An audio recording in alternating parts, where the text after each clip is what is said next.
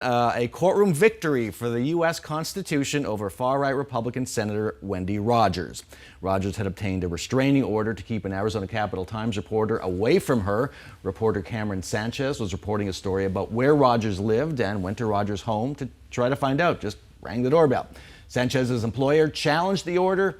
Here's the ruling by Flagstaff Justice of the Peace, Howard Grodman.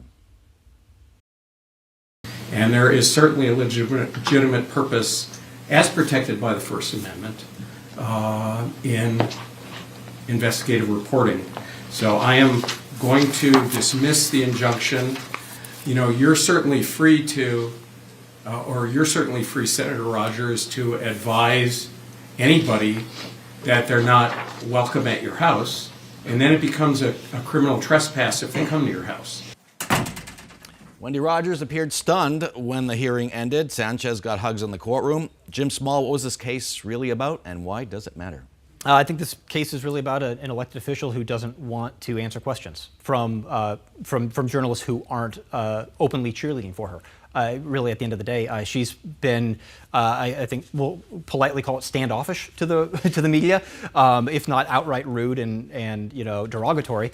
And this is a case where you had a reporter who was looking into, long-standing rumors about where does the senator really live? Does she actually live in Flagstaff, where she's elected from, or does she live in the Valley? Longtime Tempe resident, just recently bought a house in Chandler.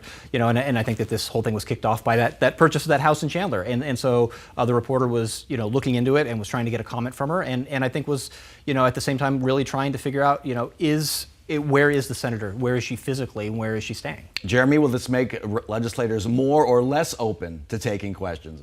I think for those who agree with Senator Rogers, less open. I mean, nothing can make these folks actually talk to us if they don't want to, as Senator Rogers is, and a number of her colleagues have shown over the years. And folks like Senator Rogers seem to view the very practice of asking them questions about public business as a hostile act from us. So we last saw Wendy Rogers buying no trespassing signs at an Ace Hardware somewhere.